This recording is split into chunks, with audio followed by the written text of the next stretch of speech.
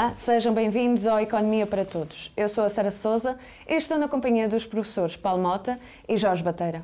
No último programa focamos-nos na dívida portuguesa e tentamos perceber o que é que terá originado. Por isso hoje começa o programa com a questão: sair do euro agrava ou resolve o problema do endividamento do país? Começo por dirigir esta primeira questão ao professor Jorge Bateira. O que é que tem a dizer? Olá, bom dia. Bom dia. Nós dissemos que a dívida pública é um problema, mas de facto é um problema de segunda ordem, porque verdadeiramente a dívida privada é que é um problema no sentido da dívida do país para com o resto do mundo. Claro que o Estado também deve ao resto do mundo, nomeadamente agora com a Troika, deve às instituições que compõem a Troika. Mas vamos pôr de lado por agora essa dívida oficial, que é denominada em dólares ou euros, e vamos concentrar-nos naquilo que nos trouxe até esta situação, que não foi essa dívida. Essa foi contraída recentemente para remediar um problema. Foi para acudir basicamente aos compromissos de vencimento de dívidas que iam acontecendo e para as quais não tínhamos quem nos emprestasse no mercado financeiro. Portanto, vamos ao que está por trás de tudo. E o que está por trás de tudo é um endividamento do país brutal desde que entrou no euro. Poderão pensar assim: perdemos a cabeça, somos todos, começamos a gastar todos acima das nossas possibilidades e a desatar a importar, etc. Não, a resposta é não, porque o mesmo aconteceu com outros países da periferia da Europa. E, portanto, a questão que se coloca é saber porque é que, estruturalmente, tendo entrado no euro, isso favoreceu um crescente endividamento da economia portuguesa. E isso está muito relacionado com a imbricação financeira dos nossos bancos com o resto dos bancos da Europa, num contexto de baixas taxas de juro, não há risco cambial porque agora é a mesma moeda. Portanto, um país adere à Comunidade Económica Europeia e depois entra na moeda única, na União Económica e Monetária, e é um país com potencial de crescimento. Toda a gente diz: Portugal está na moda, vamos mandar para lá dinheiro.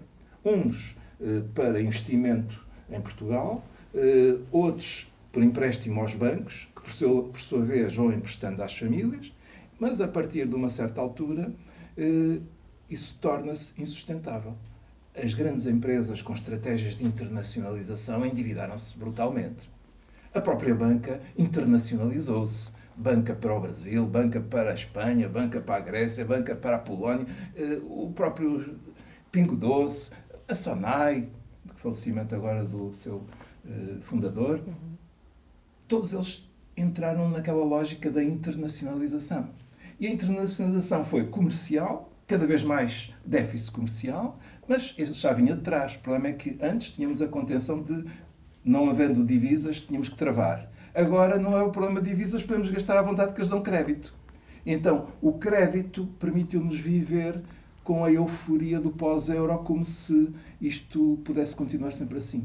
O que acontece é que houve o crash dos Estados Unidos, transmitido aos bancos europeus, por sua vez eles repercutem sobre os bancos da periferia, contraindo também o crédito, já que foi bem explicado pelo Paulo. Sim. E, portanto, no fundo, o problema todo reside nisto. Como é que o país pode resolver este problema dentro do euro? Aparentemente, dentro do euro, só pode suavizá-lo temporariamente. Então a solução é sair do euro. Sair do euro porquê? Eu já aqui tinha dito uma vez, porque isso desvaloriza a moeda a seguir à saída. A desvalorização pode ser relativamente controlada, no sentido de que o governo tem a possibilidade de travar movimentos de capitais especulativos.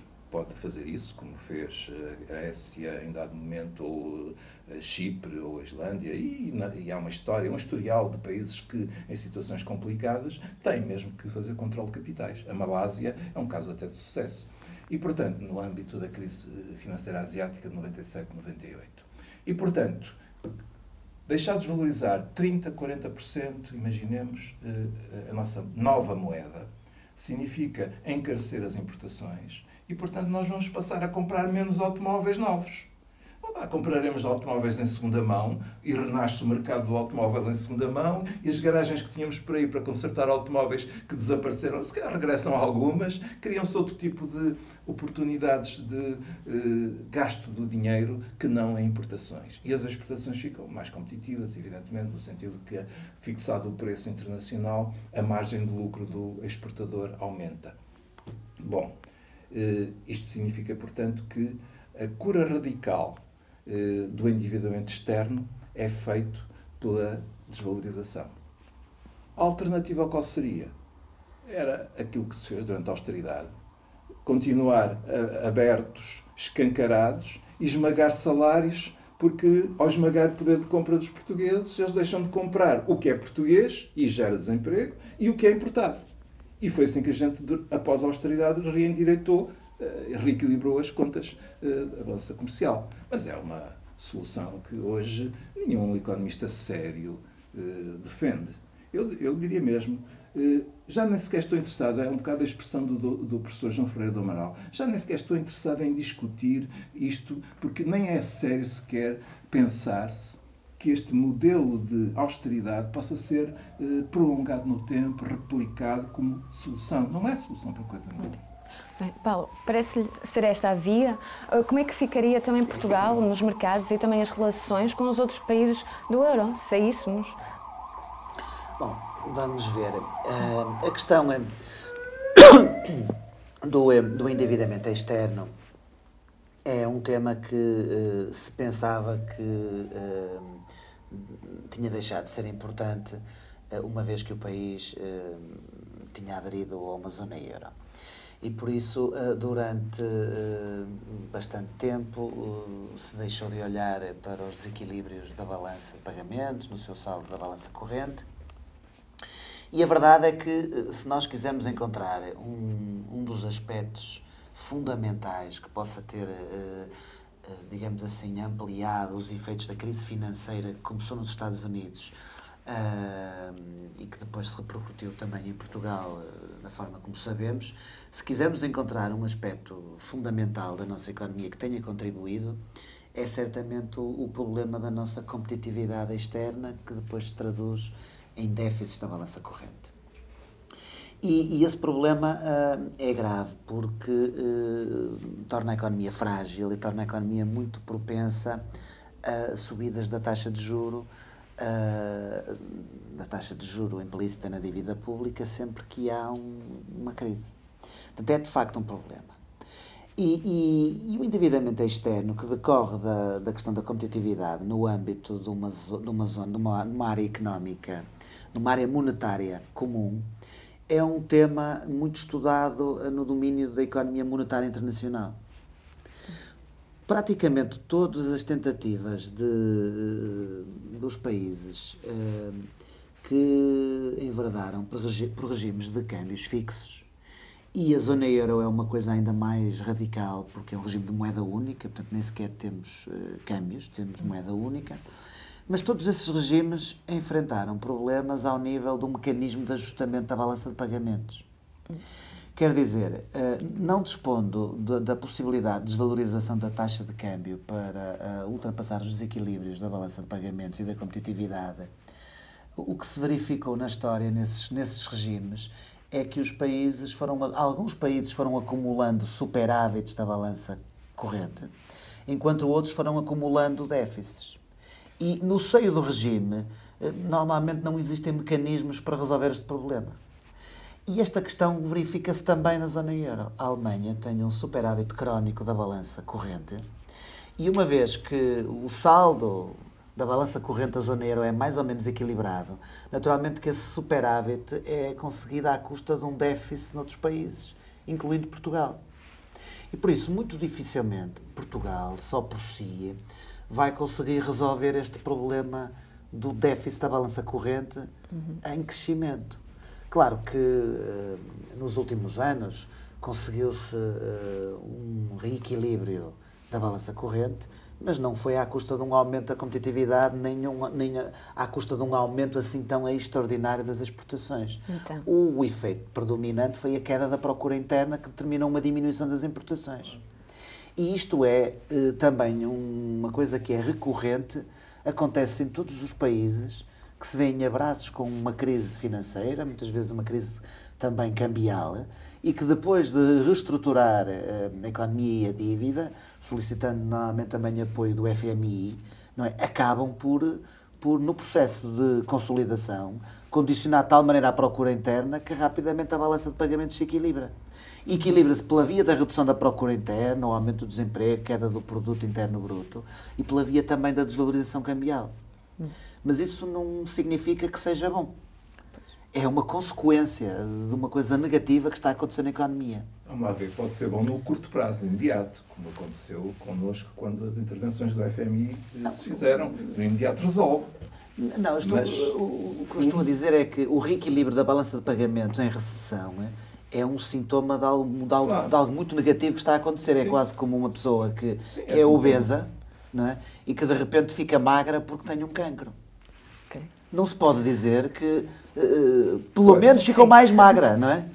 Isso é bom, não podemos dizer isso, porque é um sintoma. Da mesma maneira, o reequilíbrio da balança de pagamentos em recessão, quando é conseguida à custa da procura interna, não se pode dizer que pelo menos ali há um aspecto positivo. Eu rejeito completamente essa abordagem, porque nós sabemos, e ensinamos isso em economia logo nos primeiros anos do curso, que o saldo da balança corrente é uma função negativa do rendimento. Por isso, quando o rendimento diminui, quando o produto interno bruto diminui, naturalmente que o saldo da balança de pagamentos vai aumentar no seu saldo da balança corrente, no seu saldo parcelar da balança corrente. E, portanto, o que seria desejável era um reequilíbrio da balança corrente com a economia a crescer. E o que eu temo, e o que é mais ou menos esperado, é se este crescimento se tornar sustentado e se a economia realmente recuperar, os déficits da balança corrente voltarão. Porque o país, efetivamente, é pouco competitivo e não tem mecanismos macroeconómicos para resolver o problema. Veja-se, muito dificilmente os países resolvem problemas de competitividade unicamente por uma via estritamente estrutural. Os Estados Unidos têm déficits gigantescos da balança corrente, mas não há problema porque têm a moeda de reserva, o dólar, que toda a gente deseja. E, portanto, os Estados Unidos podem emitir dólares e financiar esses déficits. A Suíça é um imenso paraíso fiscal. Portanto, é um país muito competitivo, mas que tem um sistema financeiro que alimenta a economia porque tem esta característica.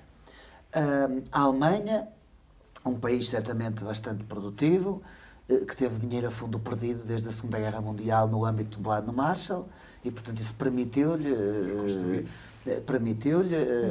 construir uma capacidade produtiva como se vê hoje em dia. Portanto, os países têm a necessidade de usar, às vezes, alguns artifícios para poderem competir. E muito dificilmente um país consegue só pela via estrutural, porque os países não podem crescer todos ao mesmo tempo a partir das exportações. Os países podem crescer todos ao mesmo tempo, mas não podem crescer todos ao mesmo tempo a partir das exportações. Porque exportações de uns são importações de outros. Como dizia o Martin Wolf, um colunista chefe do Financial Times, o mundo não pode ter um superávit comercial com Marte. Vivemos todos no mesmo planeta. E, portanto, no âmbito da zona euro, se a Alemanha tem um superávit, Portugal e outros países vão ter naturalmente um déficit. Claro que nós podemos pensar, vamos exportar para outros mercados. Mas se a ideia é essa, não precisamos da zona euro, efetivamente. Não? Portanto, muito dificilmente, sem se implementarem mecanismos que permitam corrigir estes desequilíbrios persistentes da balança de pagamentos dentro da zona euro, nós dificilmente vamos conseguir resolver o problema do endividamento externo. Isso é claro. Não é? E este é um dos aspectos que normalmente leva ao fim dos regimes de câmbios fixos.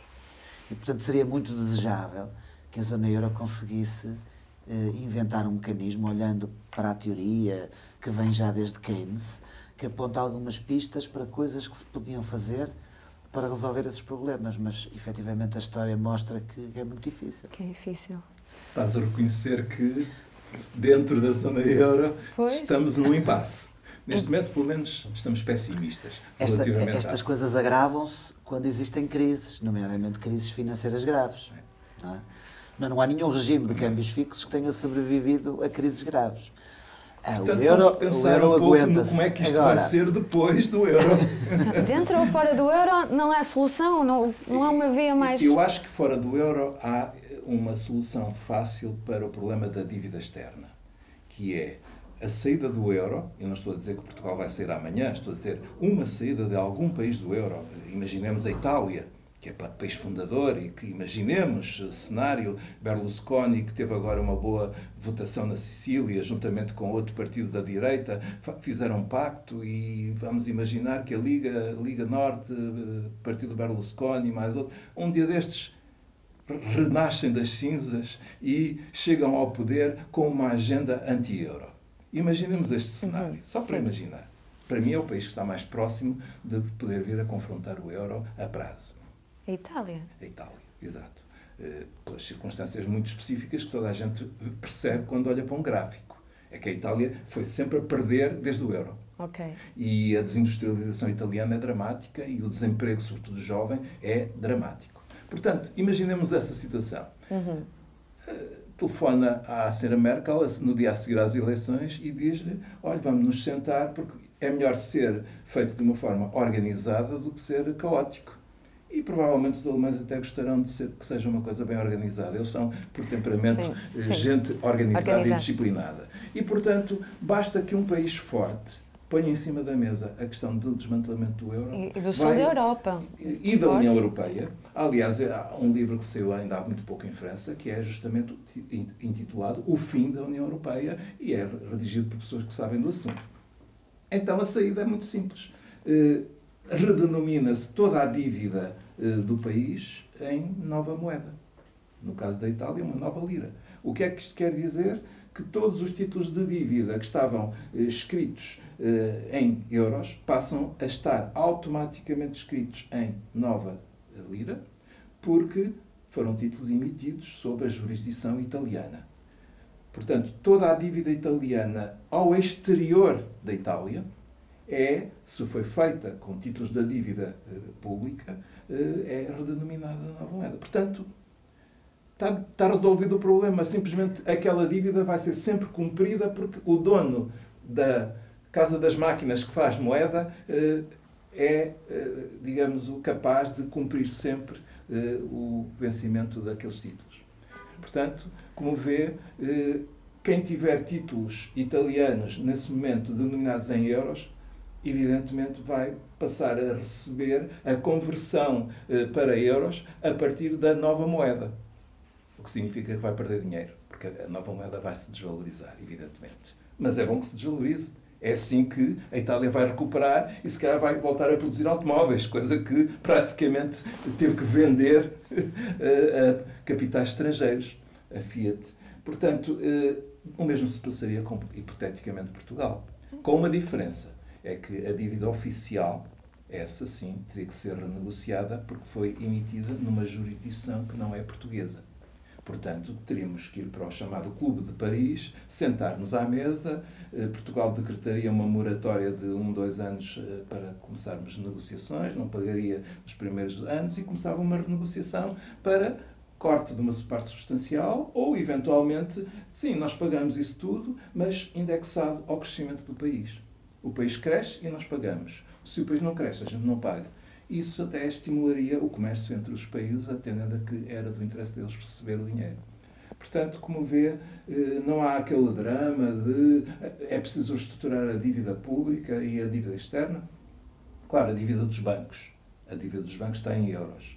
Evidentemente que há aqui um problema, é que se for toda convertida na nova moeda, a dívida ao resto do mundo, pode ser fácil resolver o problema dos bancos. Agora, muita dívida dos bancos é feita em euros e em jurisdição externa. E, portanto, essa dívida faz os bancos ficar falidos. Têm depósitos agora em nova moeda e têm dívidas também em moeda estrangeira. Isso significa que o Estado vai ter que injetar algum dinheiro para cobrir a diferença entre o valor da nova moeda desvalorizada e o valor do euro. Há aí algum jogo em que o Estado pode estar interessado em cumprir em euros a dívida dos bancos, porque lhe interessa estabilizar o sistema financeiro. Mas o Estado é o dono da fábrica da moeda. Portanto, eu julgo que tudo isso se consegue resolver razoavelmente bem, evidentemente com turbulência inicial, porque tudo isto vai implicar grande turbulência externa. Mas, como digo, não estamos em vias de o fazer nós, e quando alguém puser isto em cima da mesa, começa a acreditar seriamente que vai ser uma coisa organizada. Porque a própria Alemanha internamente tem uma pressão enorme já da extrema-direita para a saída do euro. Tanto que não querem fazer novas eleições. Têm medo da subida da extrema-direita. Portanto, é o próprio eleitorado alemão que já ele próprio pressiona para pôr termo a isto. A coisa, se calhar, não vai ser tão difícil no final. Ok. Para concluirmos, queria só acabar por ouvir também o Paulo, perceber a sua opinião nestas questões. E também, será que o Estado português, neste momento, tinha a coragem e a atitude e saberia lidar com uma saída do euro? Pois não. Não, isso é muito extemporâneo e, aliás, eu creio que a sua pergunta inicial tinha a ver com a dívida pública. Depois acabamos por falar da dívida externa, mas também é um aspecto importante. O que eu disse foi que abdicar do instrumento de desvalorização, do instrumento de taxa de câmbio, não é de sumenos. Não é? Portanto, é um aspecto importante que os países usam, mesmo os países mais desenvolvidos. Mas um regime de câmbios puramente flexíveis e, portanto, a saída da moeda única também não resolve, a experiência histórica mostra isso completamente, o problema dos desequilíbrios da balança corrente e da competitividade externa, portanto, das economias.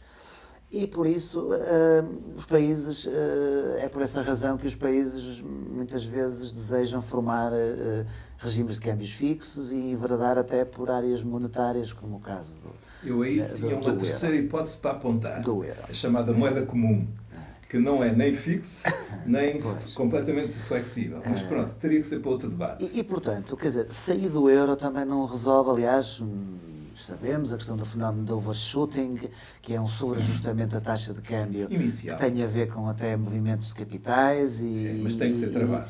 E que não leva necessariamente a um reequilíbrio da balança de pagamentos. Depois, a saída do euro, vamos ver, a prazo até podemos pensar que seja algo que seja positivo para as economias, tendo em conta este caráter disfuncional das instituições europeias e das regras europeias, que realmente é um facto.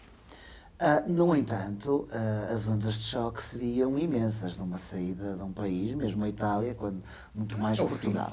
E o problema, onda de choque, que é para a zona euro, mas também para o país que sai. E o problema não é sobretudo técnico, porque a questão técnica da saída, certamente com alguns problemas também, alguns constrangimentos, mesmo até legais, é um facto. Mas a questão não é sobretudo técnica, a questão é económica, quer dizer, são os efeitos económicos.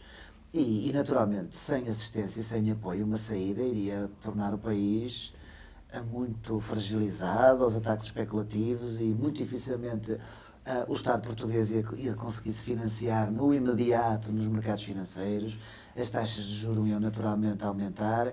Claro que o país iria reestruturar e iria ter que reestruturar a dívida, naturalmente, isso é evidente, quanto mais não fosse de um ponto de vista unilateral. E a prazo isso até poderia ter algumas vantagens, mas no imediato os custos seriam enormes, imprevisíveis e por isso não seria o mais desejável. O mais desejável seria uma reforma do funcionamento das instituições da própria zona euro. E algo que não deveria ser economicamente difícil. Não é? Politicamente sim, mas economicamente não seria difícil. Ideologicamente impossível. Mas continuas a falar na dificuldade de a gente se financiar no exterior quando sai do euro. E aí esse é um problema que ainda não percebi onde é que chegas lá. Eu percebo que há empresas que precisam de financiamento externo em dólares para certas coisas. Agora o Estado pressupondo que continuamos com uma economia de mercado que participa na globalização e no comércio internacional... Participa de uma forma inteligente, como a China faz. Não é? Ou seja, temos que pensar noutros termos, é evidente. Teria de ser um novo paradigma. A relação com a globalização teria que ser gerida e não escancarada. Ficamos por aqui hoje. Sim. Concluímos o programa por aqui. Vimos duas faces da moeda, uma mais pró e outra com mais reservas. Muito obrigada por estar desse lado e vemo-nos no próximo Economia para Todos.